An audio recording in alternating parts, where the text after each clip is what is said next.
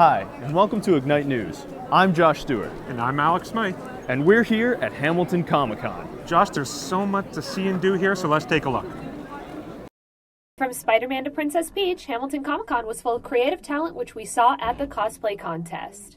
I'm just looking forward to looking at everyone's cosplays and the hard work they put into their characters. I made my own costume, so I thought it might be good enough to compete, so I thought I should try. I've been cosplaying for 7 years, so I'm like, you know what, I need to take the plunge sooner or later, so why not do it at a smaller convention kind of deal, so I'm really nervous. To show the people my work that, you know, the months and blood, sweat, and tears you put into the outfit, that you want to just have the fans appreciate your hard work. I cosplay because the little kids, so you know, when they turn around or when they see you, you know, and they go, "Oh my God, that's Spider-Man." That's honestly what makes it why I cosplay. We also spoke to one of the judges about what they were looking for in the cosplay contest winner. Originality, stuff like that, creativity, likeness to the character, things like that.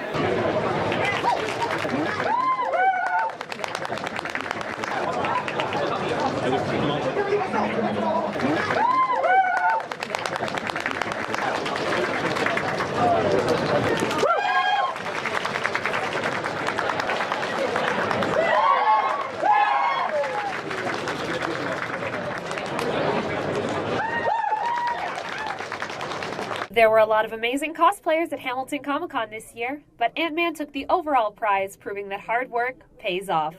Reporting for Mohawk College Journalism, I'm Victoria Walsh. Obviously doing the con because we're a Hamilton store and we're supporting the local Hamilton show. Number one, I'm a Hamiltonian, and just to see the energy in this room, being a Hamiltonian and it being in Hamilton, it's one of those, you know, why not us moments. This show is basically about the fans, so they're the ones that bring the energy into the room. And this being a new show, there's that little bit of extra energy, that wide-eyed awe sometimes when you get kind of first-timers, second-timers, and they're just reminding themselves, "Oh, this is fantastic. This is great." I like that it's relatively small and that it's a lot easier to maneuver. It's easy to move around in. It's organized really well, and it's just a good con to come to. Well, dressing up was kind of new for me. The first time I did it was Niagara Falls because Margot Kidder was there, so it made sense. And then I kind of got addicted now. So I've been to a sick kids hospital and stuff like that. It's just might as well make better use of my time, I guess. Well, I have kids myself, and so you know, you feel kind of helpless when they're sick. But so when you go to a sick kids hospital, it's just, if it can make them smile for a few minutes in a day, I mean, it's a little bit of my time for everything to them. Cape Crusaders and princesses can coexist at this year's Hamilton Comic-Con. One cartoonist says diversity is a recurring theme at events like this. Hussein Panju, the creator of High Comedic Value, explains why accessibility and inclusivity draw fans to connect through comic books. Yeah, so comics are different from other types of media like TV or movies, because when people access comics, they're reading them. It's a more intimate experience. They're hearing their own voice in their head and reading the author's voice. Webcomics and other kinds of media, we get a lot more stories, a lot more perspectives being told. So I think that when people get access to this diverse array of information, they're able to learn more about different people, and that helps, you know, reduce sexism, reduce racism, and other types of things. I think comics are really about stories, and the more people who are able to tell their stories, the more perspectives we can get. Reporting for Mohawk College Journalism, I'm Samantha Hoover. Have it. Oh, hi there. So we're busy shopping right now, so why don't you guys check out this next story?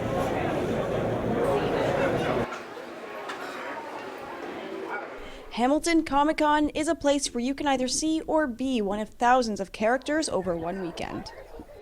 And then there's a lot of stuff.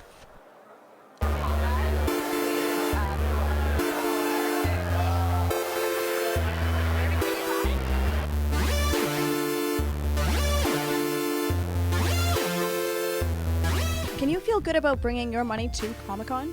There's value system in how what's actually needed or what's necessary compared to what's a want. It's a little skewed, you know what I mean? Like if they're running out of money and not being able to buy any dinner for the night, but they want to get a sword, I mean, I can't really stop them because at the end it's their decision, but they will make that decision. The market looks to benefit the shoppers who are looking to benefit themselves. All the vendors, they can see each other's pricing and whatnot, and you can tell what the other businesses actually selling their prices at. So it's not that people aren't smart and they're not shopping around here and they're just buying anything willy-nilly. They are actually smart about prices and they are susceptible to price changes. Typically, we try and come in with the best type of deals you can find at the convention. You know, there are some vendors who will try to raise their prices. With us, we're trying to make space back at our shop, so we'll lower our prices on things. We'll knock off $10, $15, $20. Buyers seem to prefer to go to vendors as opposed to going to shop online. It's a friendlier environment, I guess, and I mean, you get to see the product up close, so I mean, it's not like, I don't know, you're getting what you paid for, I guess. We got international shipping sometimes, and then our dollar, of course, isn't the greatest at all times. So why spend $250 US plus conversion and shipping when you can just spend the $250 Canadian? Though it's completely possible to blow everything at this product goldmine, you can be smart to spend at Comic-Con. We were like browsing around yesterday, and then today we're like, let's buy everything. And it's a good thing that we waited because there was a deal on swords upstairs. Yesterday it was like 3 for $300, and now today it was 3 swords for $200. So we're like, yes, good thing we waited. Reporting for Mohawk College Journalism, I'm Liz Chernichenko.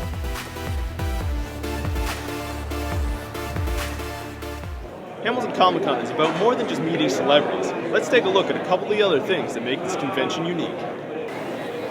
Okay, so how long have you been wearing this costume today? How long have you been wearing this costume? Since I joined the Empire. Is it comfortable? It's comfortable. Outside of Comic-Con, when you're on the street, what is the reaction to you?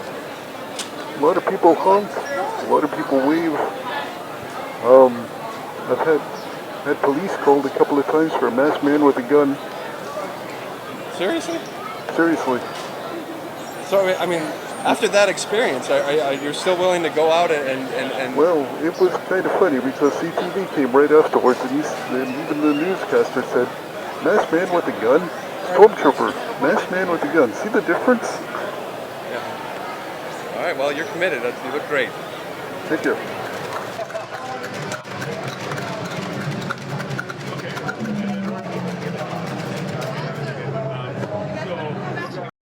If you're ever on your way to Transylvania, check out McPhee, a modern-day vampire hunter. A wizard kit, so it has an owl, a wand, and apothecary ingredients. Everything you need to brew your own potion from, there's luck, flight, invisibility, and the apothecary we've got ogre fungus, vampire ashes, lizard's brains, all the ooey gooey stuff you need to make your potions. Is this your main profession? No, I'm actually a piano tuner, but woodworking has been in my family for about 200 years. So I've been around like saws and tools and lumber and wood my whole life. So it's kind of like natural thing, I guess. And this is his vampire hunting kit. Matchbox, millet, vervain, garlic powder, mirror, neck guard, and a King James version of the Bible. The millet is used for if the vampire is chasing you. If you throw it on the ground, some lore says that they're compelled to count each grain. So you throw it down, they count it, and you get out of there. Reporting for Mohawk College Journalism, I'm Andrew Westow. Conventions like this one provide an outlet for artists to showcase their work, get themselves noticed, and meet the fans. Josh Stewart has more on the difficulties of being a convention artist. Dozens of artists sit in Hamilton Comic-Con's Artist Alley, and the halls are filled with prints, paintings, and sketches. But what are some of the difficulties that come with being a convention artist? Sales. The hardest thing is sales. There's an artist alley. There's literally artists everywhere you go, and for the most part, they're all doing the same thing. It's a comic convention for a reason. So it's trying to compete with those guys in order to have something that's a little bit different. That someone might say, well, I like that one better than the one that I just saw. Just for me, it's mostly just not being able to eat for 12 hours when I'm at a con, because most of the time you can't get away from the table. So if you don't bring snacks, you're done. Trying to pump out enough stuff so you've got enough stuff to sell, and if somebody buys that off the wall, I gotta have something to put in its place and whatnot. One of the things is that at Comic-Cons, people tend not to be necessarily looking for comic books or even graphic novels all the time. There's a lot going on here. I mean, there's celebrities to see and things like that. So what does it take to be a successful con artist? It's finding that niche, that thing that you don't see often. And then taking it a step further, doing stuff like watercolor painting, something that people seem to enjoy the simplicity of it, and just you don't see stuff like that out there at comic conventions for the most part.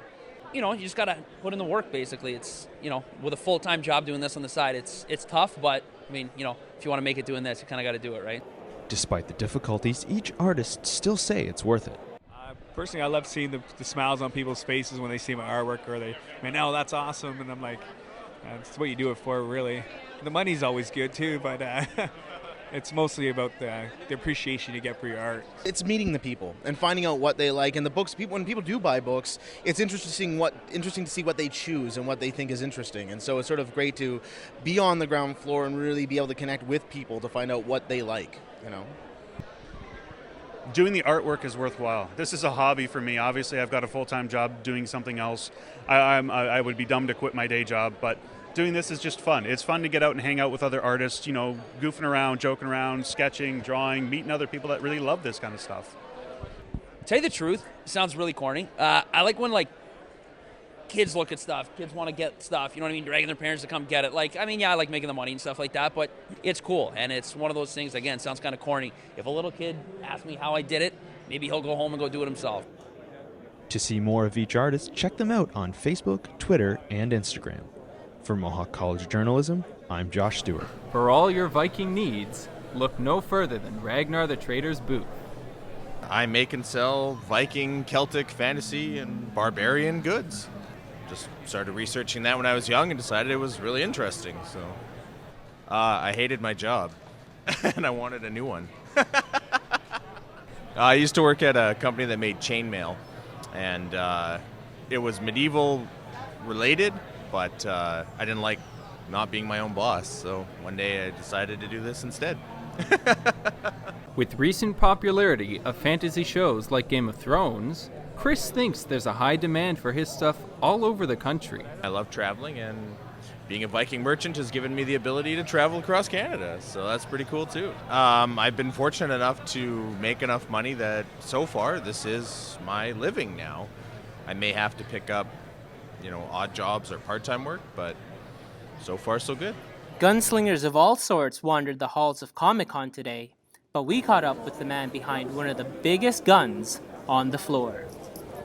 I'm Gregory Baker from Grizzly Props. I make a bunch of different armor pieces. I mainly focus on a lot of guns. I really enjoy making guns. I made Halo guns, Destiny guns. I want to do some Gears of War. It's really cool stuff. Overall, I try to keep it under the $200 mark, which I think I did, so around 200, let's say that. When he's not making props for his company, he sells hot dogs at Costco. I originally tried making a suit of armor out of fiberglass, but it ended up being really heavy. The calf and the thigh together ended up weighing about 10 to 12 pounds, so making a whole suit would have just been ridiculously uncomfortable to wear. So the foam is a nice cheap alternative. This helmet weighs maybe, I don't know, half a pound. It's nothing. It's a really nice suit, great and easy to work with, and it's great material. I highly suggest it. Reporting for Mohawk College Journalism, I'm John Passion. My name is Mike McCone, and I draw for Marvel and DC Comics. So I'm just I'm here selling artwork, selling sketches, and just hanging out in Canada. The owners of the show saw me at Fan Expo in Toronto and asked if I'd like to come along, and I'd never been to Hamilton before, so I said, sure, why not? I spend most of my week on my own, pretty much every day, you know, on my own in the studio. So to get to engage with other people is really the big bonus of doing conventions, and to meet people who want to talk about you know, comics and kind of the boring nerdy stuff that I like. That's kind of cool too.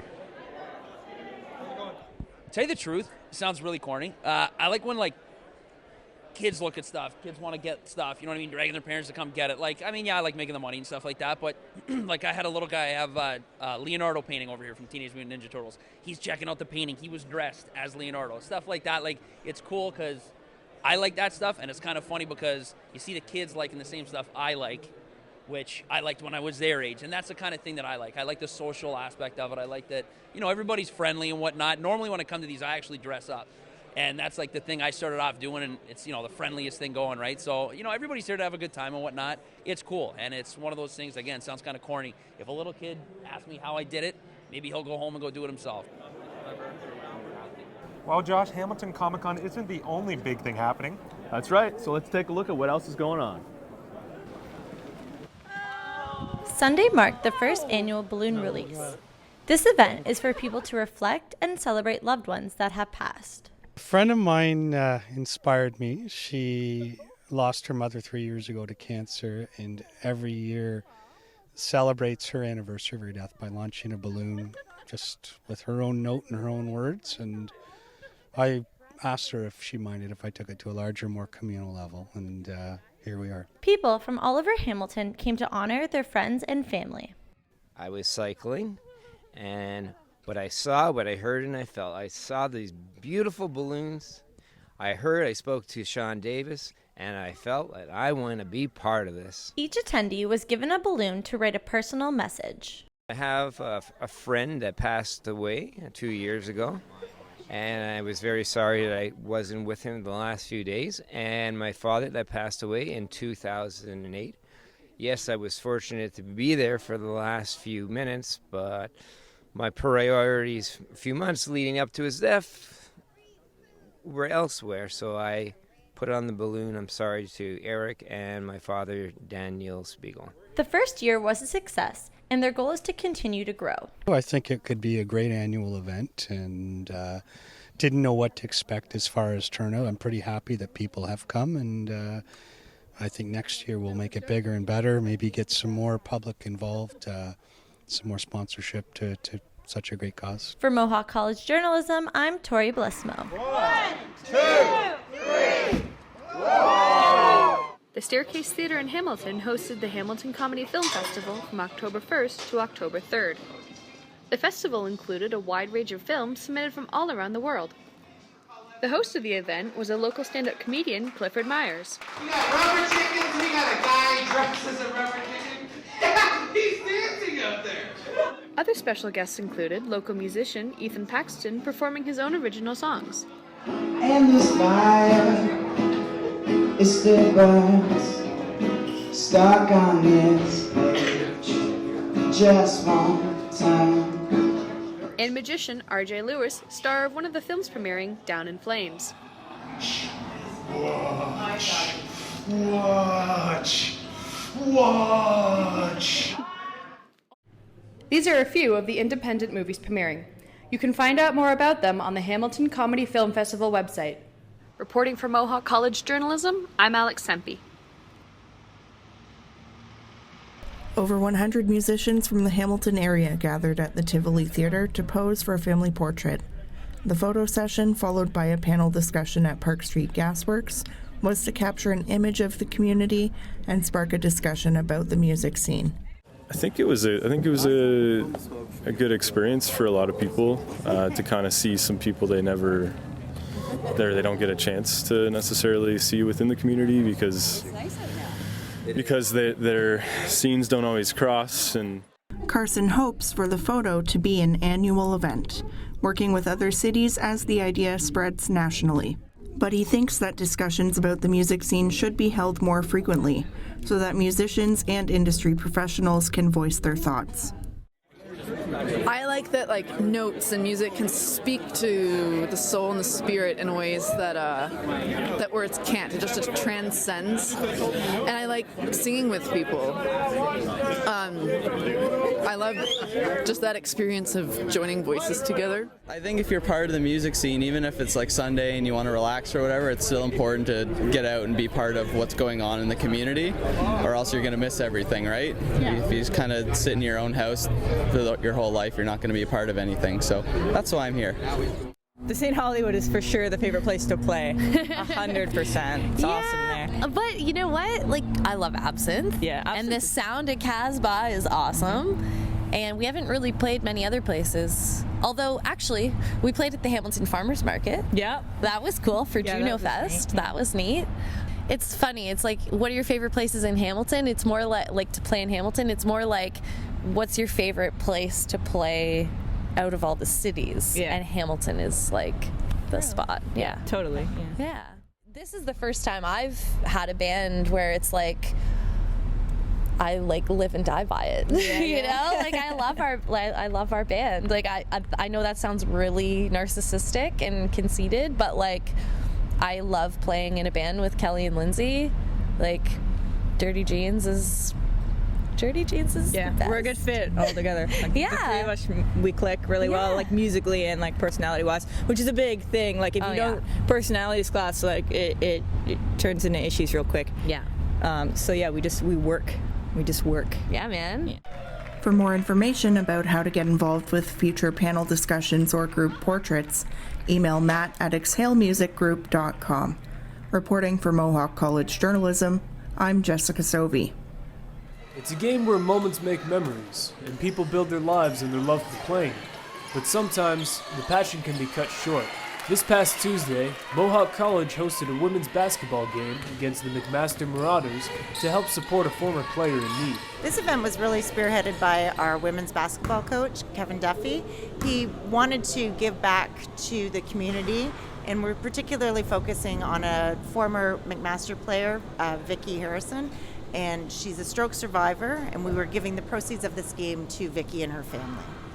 Vicki's family was very involved in basketball throughout Hamilton, so a lot of people know her from different areas, not just McMaster. Harrison, who has played in the past for both McMaster and Michigan State University, was a longtime phys ed teacher and coach at Westmount Secondary before suffering a stroke in 2011. Since then, Harrison has struggled to survive and care for her 11-year-old son without a steady income. Her story was profiled in a Hamilton Spectator article, and a GoFundMe campaign was started in an effort to help lessen her financial burden. Throughout the charity game, it was clear both schools appreciated the community spirit. This was a great success. The amount of people we had in the stands, if they were here for the game, they were here to support.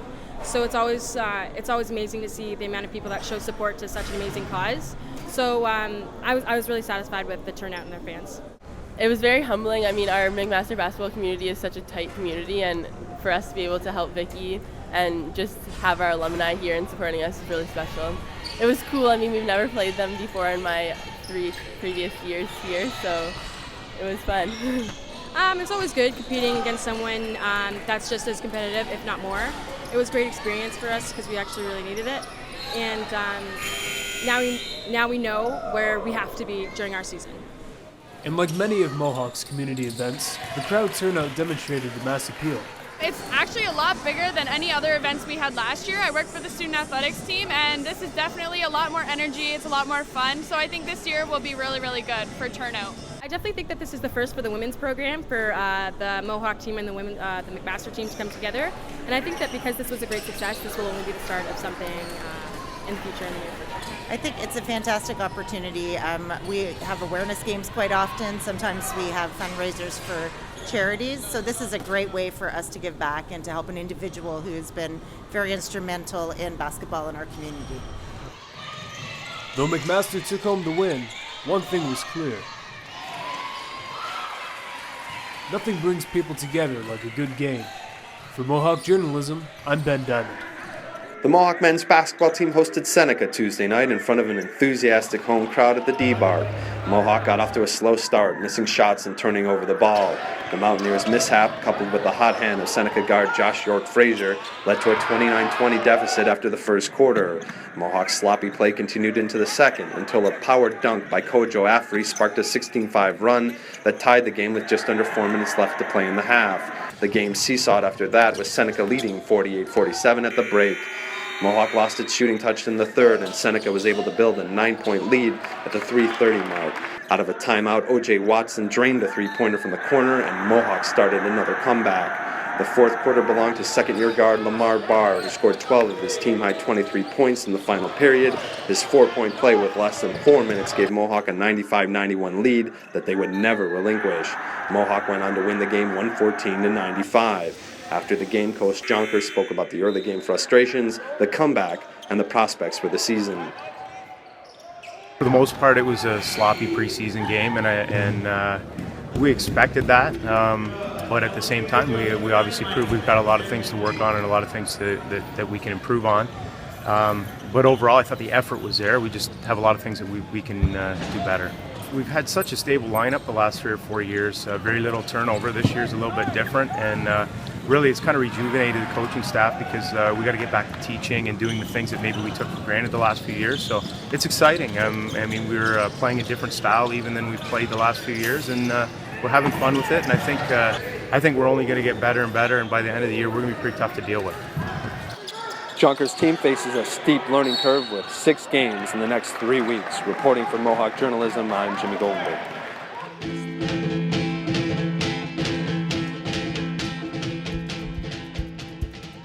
I'm Big Boss Hog. I run the Celebrity Pig Race. We take this ocean to ocean. We just came out of St. John, New Brunswick last week. Came back to here. What an awesome reception here. I'll tell you, they love us.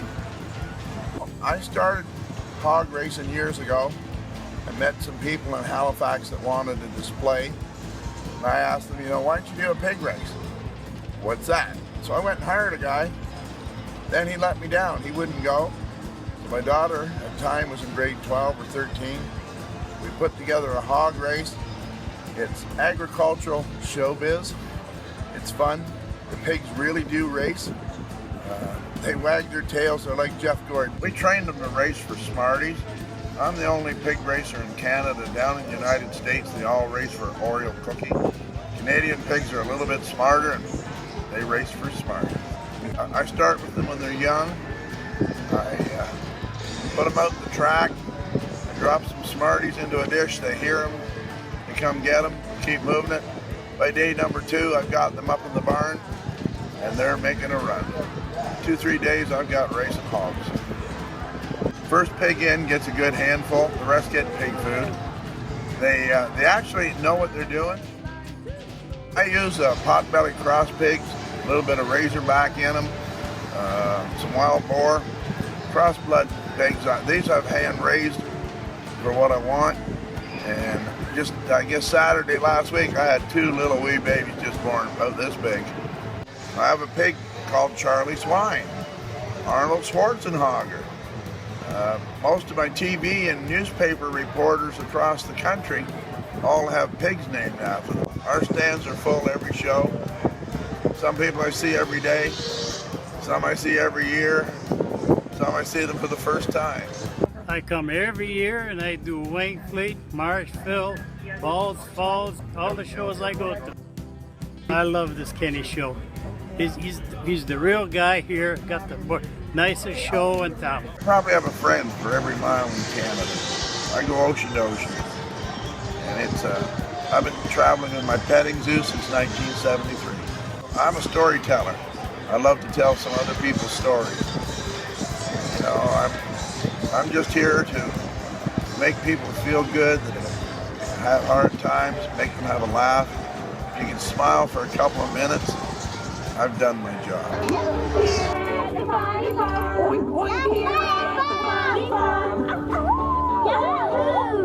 We've had a blast here at Hamilton Comic-Con. Unfortunately, we're all out of time. Until next time, I'm Alex Smythe. And I'm Josh Stewart. Bye.